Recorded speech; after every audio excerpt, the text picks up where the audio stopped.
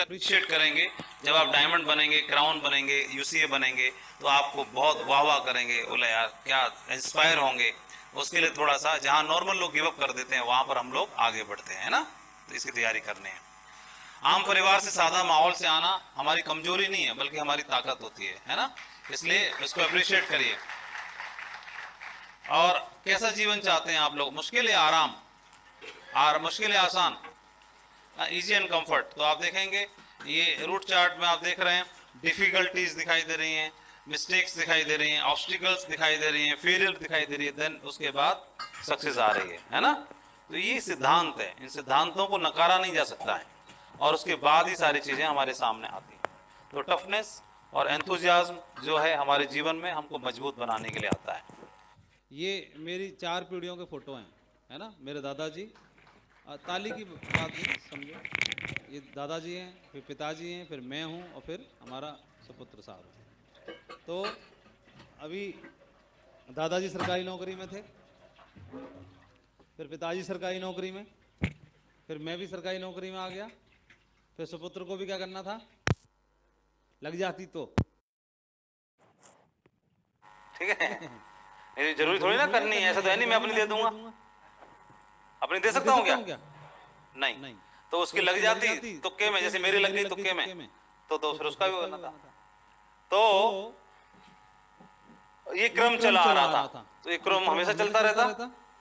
लेकिन अभी इस क्रम में एक पीढ़ी, दूसरी पीढ़ी, तीसरी पीढ़ी, तो तीसरी पीढ़ी में क्या हुआ कि एक चीज नई एड ऑन हो गई, है ना। एक चीज जुड़ गई, क्या जुड़ गई? Safe soft. एक तो हुआ सेफ सॉफ्ट जुड़ गई तीसरी पीढ़ी में। तो सेफ सॉफ्ट जुड़ने से क्या हुआ, तस्वीर में क्या हुआ, थोड़ा बदलाव आ गया।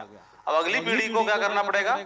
तो अगली पीढ़ी को अब कंपलसरी नहीं है, मजबूरी नहीं है कि नौकरी करना है, ढूंढना है, चॉइस है, तो खुली जिंदगी है, कोई दिक्कत नहीं है। लेकिन अब मजबूरी नहीं है ना, और जरूरी नहीं है कि नहीं करना है। अब मैं जैसे हमको पाठ पढ़ाया गया तो हम पाठ नहीं पढ़ाएंगे तुमको सरकारी नौकरी, कभी नहीं पढ़ाएंगे, ना कभी पढ़ाते हैं सरकारी नौकरी करनी है ना। फ्री हो गए कि नहीं हो गए? बोलो। ये चीज समझने की कोशिश करिए, बहुत बड़ी चीज है ये। आप इतने फ्री हो जाते हैं कि ऐसा नहीं है कि हम हमारी दौलत, हमारी सारी चीजों से देने के लिए तैयार बैठे हैं, नहीं। हम दे देंगे तो फिर अपने आप क्या बनाएगा? अपने आप बनाना जरूरी है ना। लेकिन जो हमें संस्कार मिले, संस्कार उसको भी मिलने चाहिए, तो अपने दम पे खड़ा करना चाहिए। तो बात है, ऊपर वाले का खानदान का मिल गया उसमें बड़ी बात नहीं है। लेकिन फिर भी अब ये मजबूरी नहीं कि नौकरी ढूंढनी पड़ेगी, है ना। सिक्योरिटी होगी कि नहीं होगी बताओ? हाँ, दिल से सोच के देखो ना, दिमाग से थोड़ा सा। तो यहां तक पहुंचने में कितना वक्त लगा? अभी 19 हुए, 20 ही मान लो, कोई बात नहीं, 20 मान लीजिए। अगर सपोज उदाहरण के लिए 20 साल पहले जैसे हम नौकरी में भी गए, तो अगर सेफ सॉफ्ट को इंकार कर देते करने से और सिर्फ नौकरी करते, तो अभी 20 साल की नौकरी भी हो चुकी होती 19 साल की। बोलो, तो नौकरी 19 साल की हो जाती तो फिर देन उससे क्या होना था? इसको डेली पाठ पढ़ा रहे होते। क्या पाठ पढ़ा रहे होते? बताओ, सही बताओ। है ना, सच्चाई है कि नहीं? करना है, नाम मत डुबो देना, इज्जत खराब मत कर देना, गड़बड़ मत कर देना, तो करना है, ऐसे तो करना पड़ता ना। तो लेकिन क्या हुआ, अब इसमें सेफ सॉफ्ट आ गई और तो कुछ आया नहीं।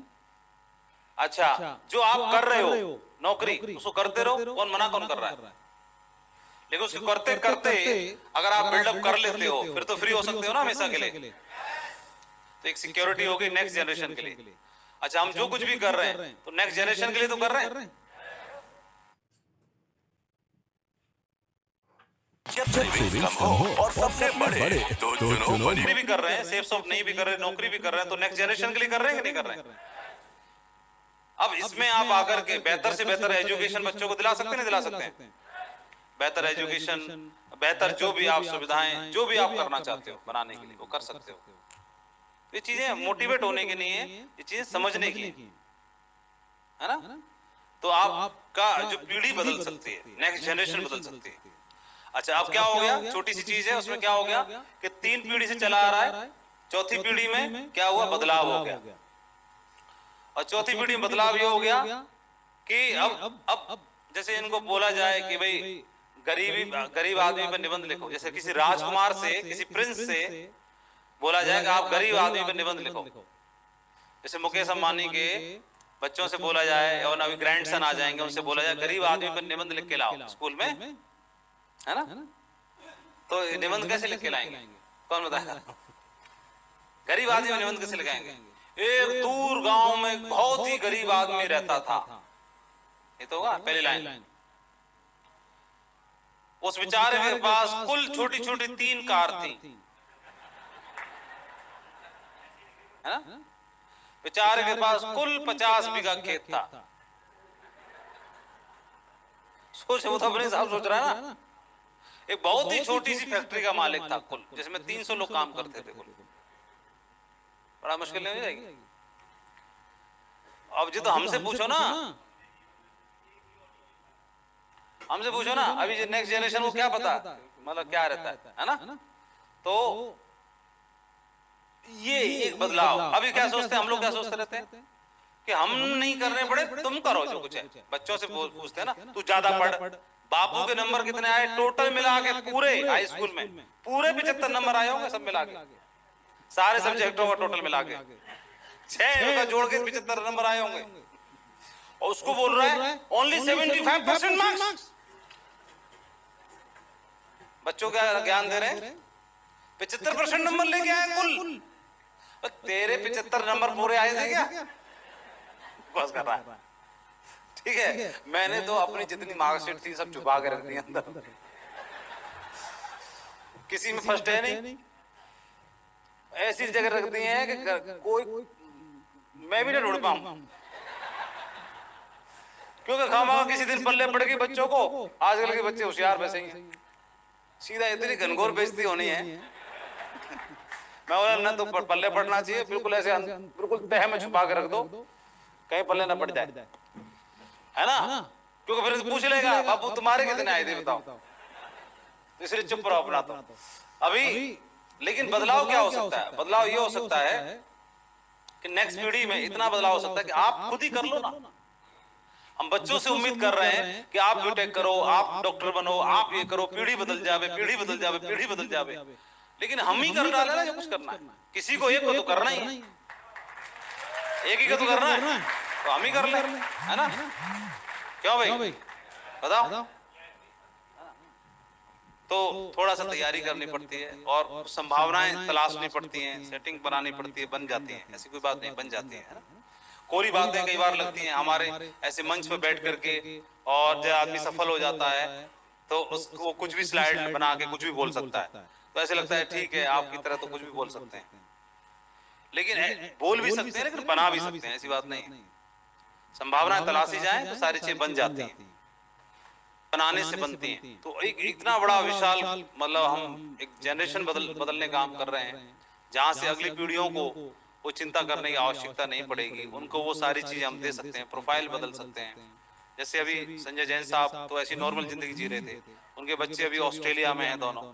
राजीव चतुर्वेदी साहब का बेटा भी अमेरिका में है, नरसिंह अग्रवाल जी का बेटा भी इंग्लैंड से रिटर्न हुआ है, और बेटी शायद इंग्लैंड चली भी गई होगी, शादी हो गई इंजीनियर के साथ में, बड़ा इंजीनियर है, तो शायद उसके निकल गया होगा प्रमोशन पे, है ना? तो अब एक प्रोफाइल बदल जाता है पूरी तरीके से, प्रोफाइल इतना बदल जाता है। अब उनके बच्चे होंगे नेक्स्ट, है ना? शादी वादी हो रही है, बच्चे भी होंगे ना, फिर उनसे पूछा जाए हाँ जी बताओ, तो सब उनका फ्रेंड सर्किल, उनका सब कुछ बदल जाएगा, नहीं बदल जाएगा? सारा, है ना? सब बदल गया।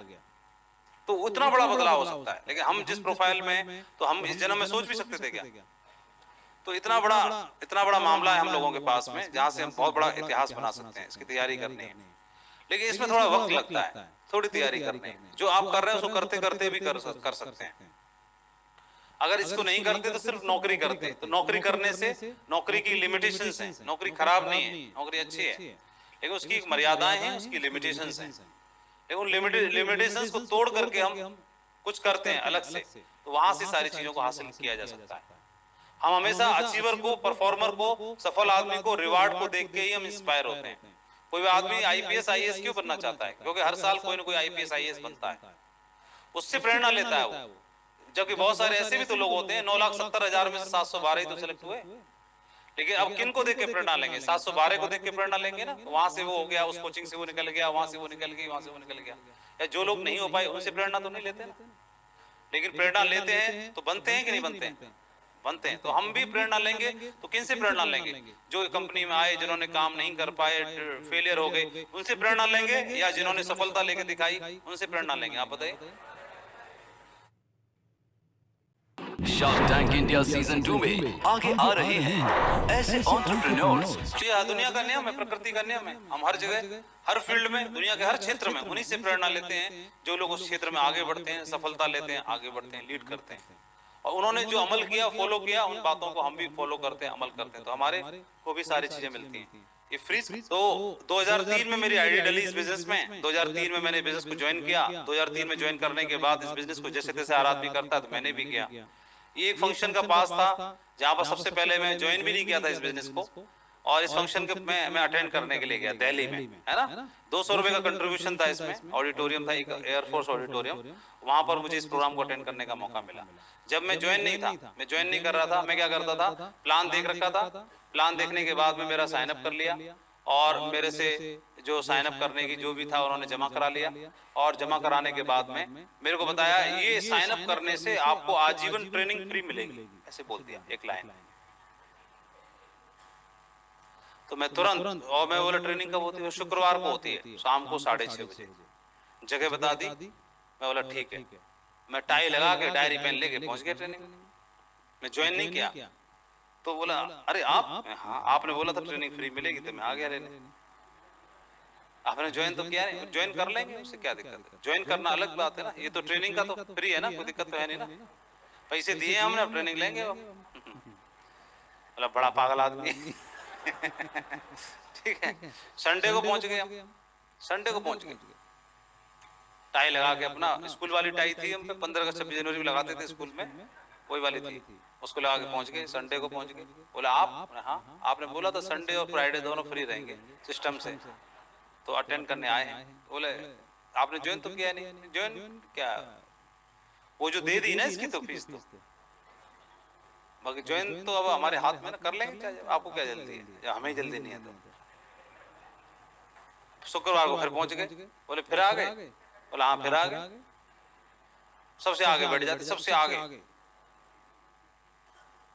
1 महीना निकाल दिया इसमें हमने। सबसे ज्यादा मेरे को देख करके जो चिढ़ता था, वो जिसने प्लान दिखाया था, प्लान मेरा सबसे ज्यादा। और इम्तिहान तब हो गई, उसने ओम प्रकाश जी से मेरी कंप्लेंट कर दी। बोले सर ये बंदा है ना, चटक साहब बैठा आगे डायरी पेन लेके नोट कर रहा है, ज्वाइन नहीं है, और 1 महीने से परेशान कर रहा है, डीडी नहीं दे रहा है। ओम प्रकाश जी ने बोला, तो ऐसे चेला चपाटों को, तुमको हैंडल करना नहीं आता है, इसको ट्रेनिंग के बाद मेरे सामने बैठा देना, 2 मिनट में सेट कर दूंगा, ऐसे बोला होगा। मैं बोला मेरे को देखते रहे कहीं भाग ना जाए ट्रेनिंग के बाद। और बस मेरी आज पेशी थी, मुझे मालूम ही नहीं था, प्लानिंग हो चुकी थी। किसके सामने? ओम प्रकाश जी के सामने पेशी होनी थी, तैयारियां सारी हो चुकी थी घेरने की पूरी, है ना। इधर ओम प्रकाश जी भी सेट थे, बोला आज इसको सेट करके भेजेंगे। मेरे को बिठा दिया पूरा, बिठा के हाँ करके मैं निकल गया उधर से। हाँ करता हूँ, ये करता हूँ, वो करता हूँ। उन्होंने समझ लिया, अपलाइन तो अपलाइन होते हैं, उन्होंने समझ लिया। बोले इसको ना थोड़ा दमदार डोज देनी पड़ेगी, तभी फंक्शन आना था। बोले इसको 200 रुपए का पास प्रमोट करो। फिर मेरे को बताया आप पास ले लो। मैं तो मेरे से मैं पास का नाम सुनते में उन्होंने बोला प्रोग्राम है, बताओ कहाँ पर है? बोला दिल्ली में। जरूर चलेंगे। 200 रुपए का पास है, मेरी नानी मर गई 200 को समझ 200 रुपए का पास है। कभी जीवन पिक्चर भी देखी होगी तो हमने वो सबसे सस्ती वाली टिकट लेके देखी होगी, बालकनी में ना बैठे होंगे, पिक्चर वही देखनी, क्या जरूरत है बालकनी में ऐसे करो गर्दन करो। पिक्चर एक जैसी, सबसे सस्ती वाली टिकट लो। तो 200 रुपए हम क्यों दे? और कंपनी आपकी, प्रोग्राम आपका, अगर हम ज्वाइन होंगे तो काम आपके लिए करेंगे, पैसे हम क्यों दें? ये तो आप लोगों को देना चाहिए ना। तो समझाया, सबने समझाया। मैंने एक लड़का था जो हमारी टीम में नहीं था, इतने 3-4 हफ्ते में मैं समझ गया था अपलाइन डाउनलाइन क्या होते हैं, है ना। समझ में आ जाती है ना बातें, समझ में आ गया था। अपलाइन, डाउनलाइन, क्रॉस लाइन, को लाइन सब समझ में आ गया था। एक धीरज नाम का लड़का था, तो वो हमारी टीम में नहीं था। मतलब मैं ज्वाइन होता ना उस टीम में था, ना मेरे अपलाइन की टीम में था, वो दूसरी टीम में था किसी में। तो उसने बोला भैया, ऐसे एज में मेरे से थोड़ा छोटा रहा होगा, भैया एक काम करो, आप ना मेरे कहने से इस प्रोग्राम को अटेंड करो। तो मैं बोला यार ये बंदा मेरे को प्रोग्राम अटेंड करने के लिए क्यों कह रहा है, मैं अगर ज्वाइन हो जाऊंगा तो उसका तो कोई फायदा नहीं है। इसका मतलब ये बात सही बोल रहा होगा, मैं तू ढंग से बता मुझे। तो उसने बताया, मैं बोला अच्छा ये बताओ 200 रुपए मेरे बेकार गए। तो बोला 200 रुपए बेकार नहीं जाएंगे, प्रोग्राम बहुत बढ़िया है, खाने पीने का अरेंजमेंट रहेगा, वहाँ पर व्यवस्था रहती है। बोला अच्छा फिर तो ठीक है, लेकिन 200 रुपए फिर भी बेकार गए। तो उसने बोला 200 रुपए बेकार गए तो मैं वापस करता हूँ। मैं तुम क्यों करोगे? अरे तो मैं उनसे करा दूंगा वापस। फिर मेरे को लगा ये बंदा बढ़िया सही बात कर रहा है, ठीक है। फिर मैं 200 रुपए दे करके मैं पास ले लिया, प्रोग्राम अटेंड करने के लिए गया।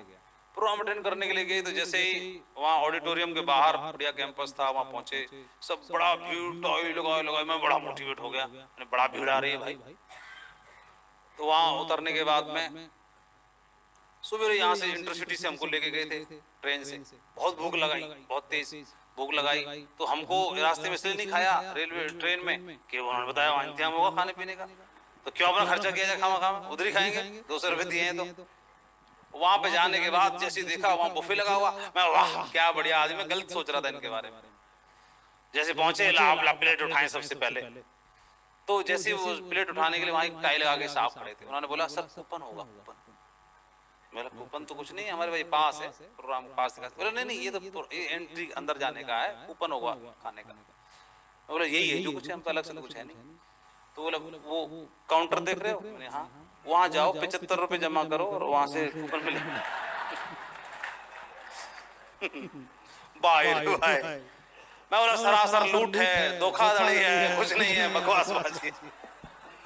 मैं तो कम बोल रहा था, मेरे संग जो एक और गया था, एक विजय मास्टर जी था, वो तो उखड़ पड़ा, बिफर गया, वहां पर रोने लगा। सब चोर है, सब कंपनी वाले सब झूठे हैं, फ्रॉड है, ओपन धोखाधड़ी चल रही है।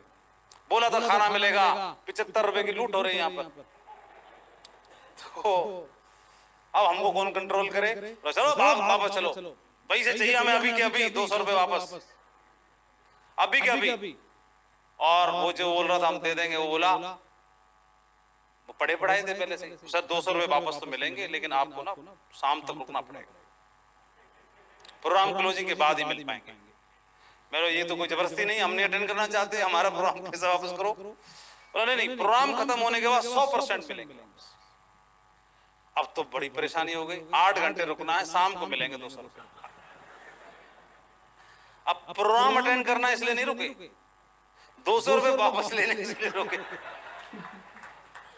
इसलिए रुकना है भाई, लोग लेके जाएंगे, ऐसे नहीं है खाली हाथ नहीं जाएंगे। सबने प्लानिंग की, बोला 200 रुपए लेने हैं। अब या तो बाहर गर्मी में मरो, या फिर मौका आएगा अटेंड भी कर लो और शाम को 200 रुपए भी ले लो, हमारा तो फायदा हो जाएगा। प्रोग्राम में अटेंड कर लिया, 200 रुपए वापस मिल जाएंगे। ऐसे करके सबने प्लानिंग की, बोला चलो अंदर। जैसे ही अंदर गए धमाका हो गया। मैं देखा ये तो अलग ही दुनिया है भाई। और वहां पर जाकर के मेरा तो दिमाग सेट होना, सबका हो जाता है, मेरा भी हो गया। मैं भूल गया अपने 200 रुपए, खाना भूल गया, भूल गया। मैं बोला अभी तो जापा होगा, दमदार काम करेंगे। उधर से सेट होके आया, इतना सेट हो गया, मैं बोला अभी तो सेट कर देंगे, हजारों को सेट कर देंगे अभी, ठीक है। तो वो उस प्रोग्राम को वो दिन था, ये देखो कौन सा दिन था, 22 जून 2003 का दिन था, और मेरी आईडी डली 26 जून 2003 को, है ना। तो यहाँ से आने के बाद प्रक्रिया शुरू हुई और मैं ज्वाइन हुआ। उसके बाद फिर यहाँ से फिर इतिहास लिखने की तैयारी शुरू हुई। बड़ा काम करेंगे, छोटा मोटा नहीं करेंगे। तो आप में से भी बहुत सारे लोगों ने प्रोग्राम मीटिंग तो अटेंड कर ली होंगी, तो फिर बार बार मीटिंग की जरूरत क्यों पड़ती है? कमाल धमाल तो एक ही में हो जाना चाहिए, बाकी तो फिर क्या है। फिर बाकी एक बार समझ गए, फिर हमको क्या समझाने की जरूरत है। लेकिन बार बार मीटिंग में किस लिए आना पड़ता है? अब खुद को नहीं समझाना पड़ेगा कभी भी किसी मीटिंग में, है ना। पकड़ पकड़ के लाएंगे, उनको समझवाने के लिए लाते होंगे, शायद आप समझवाने के लिए लाए होंगे, खुद को समझाने के लिए नहीं आए होंगे, है ना। ठीक है, बढ़िया। तो यहाँ से मेरी शुरुआत हुई बिजनेस की। इस बिजनेस में मैंने इस प्रोग्राम को देखा था, मैं ज्वाइन नहीं था, लेकिन मेरा दिमाग बिल्कुल सेट हो गया इस प्रोग्राम में। इस यहाँ के बाद फिर मैं बोला क्या करना है अभी, बड़ा धमाका करना है ना, छोटा मोटा काम नहीं करना है। फिर हम रोए नहीं छोटे मोटे कामों के लिए।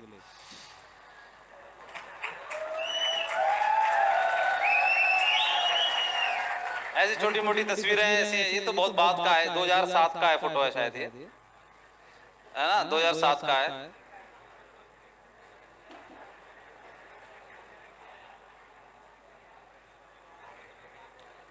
उस समय पर हमारा काम ज्यादा बढ़िया नहीं चल रहा था, है ना, गरीबी की हालत थी, माली हालत खराब थी, ठीक है।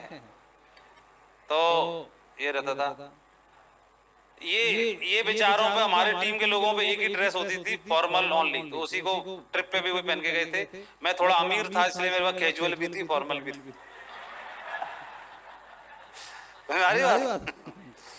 तो मैं स्टाइल दिखाने के लिए अपने कैजुअल ड्रेस में पहना हुआ था, और मैं बोला तुम चलो बच्चों, बच्चा पार्टी आ जाओ इधर।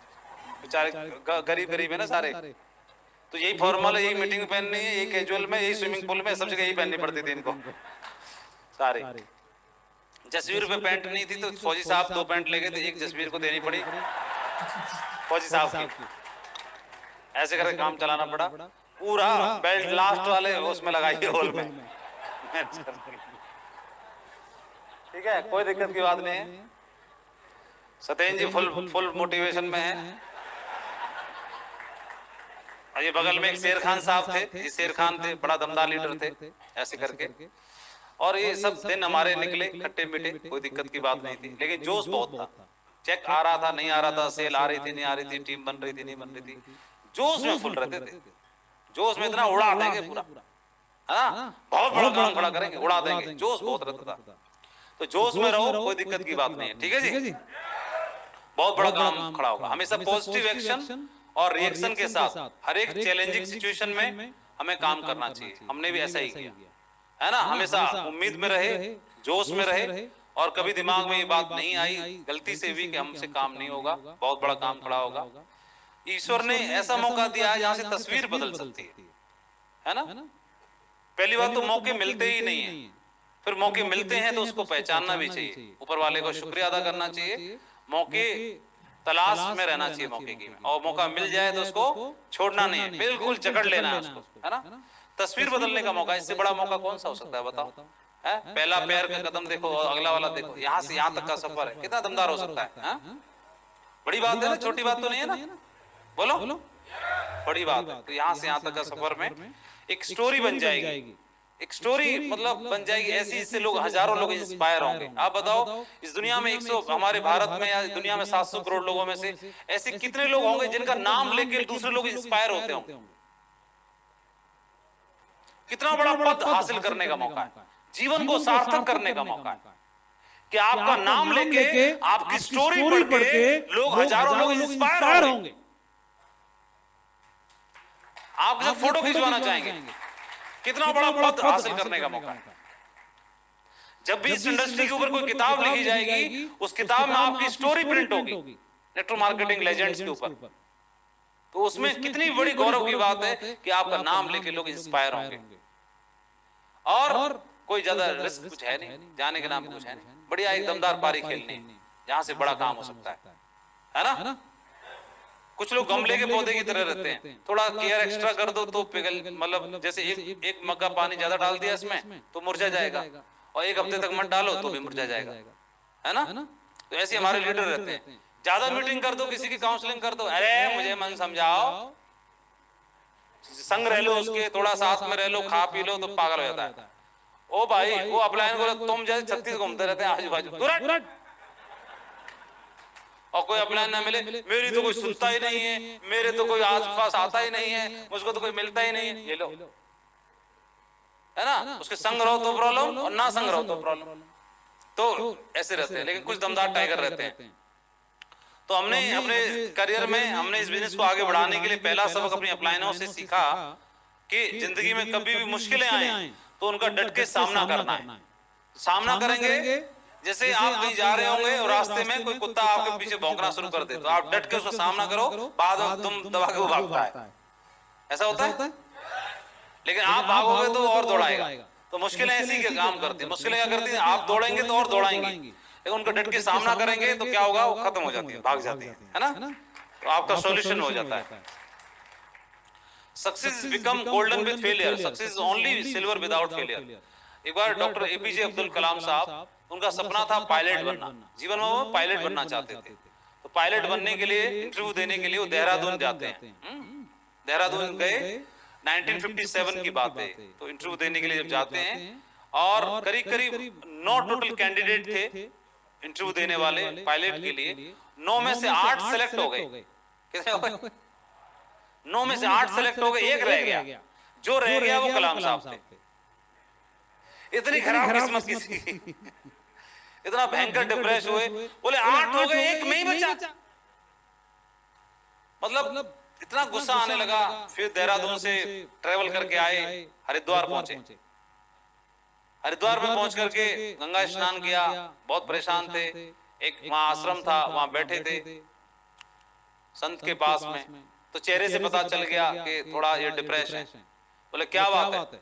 तो उन्होंने पूरा अपने साथ जो घटना थी पूरी घटना बता दी। ऐसे ऐसे मेरे साथ हुआ, मैं पायलट के लिए फुल तैयारी में था, 9 कैंडिडेट में से 8 सेलेक्ट हो गए, मैं ही रह गया, मेरा ही दुर्भाग्य है, मेरे साथ ऐसा क्यों हुआ?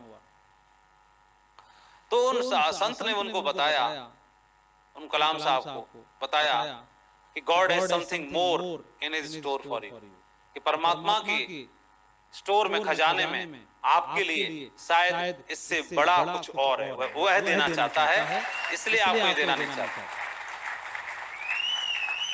तो जब ये बात बोली तो थोड़ी उनको उम्मीद जागने लगी। बोला हो सकता है आपकी बात सत्य हो, है ना? और वो क्या उड़ाना चाहते थे? हवाई जहाज उड़ाना चाहते थे, है ना? लेकिन बाद में परमात्मा ने उनके लिए कौन सी जगह बना रखी थी? हवाई जहाज से भी ऊपर अंतरिक्ष में जाने वाले यान उड़ाने की, बताओ, मिसाइल मैन बनने के लिए। और इस देश के पूरे गौरवशाली, पूरे ब्रह्मांड में सबसे गौरवशाली देश के सबसे ऊंचे पद पे विराजमान होने की, है ना? भारत रत्न पाने की, भारत के रत्न बनने की, है ना? अगर कहीं वो स्वीकार कर लेते, वही सिलेक्ट हो जाते तो कई बार तो हमारे जीवन में भी ऐसा होता है। हमारे जीवन में ऐसा होता है, कई बार हमारे हाथ खाली रह जाते हैं, तो हम अफसोस करते हैं और अपने आप को दुर्भाग्यशाली मानते हैं। लेकिन परमात्मा के खजाने में हो सकता है उससे बेहतर हमारे लिए कुछ और इंतजार कर रहा है ना? उसके लिए तैयार रहना चाहिए, और मौका मिले तो चौका मार देना चाहिए, तैयार रहना चाहिए, है ना? आप लोग मानते हैं इस बात को, स्वीकार करते हैं? कितने लोग मानते हैं? बहुत बढ़िया।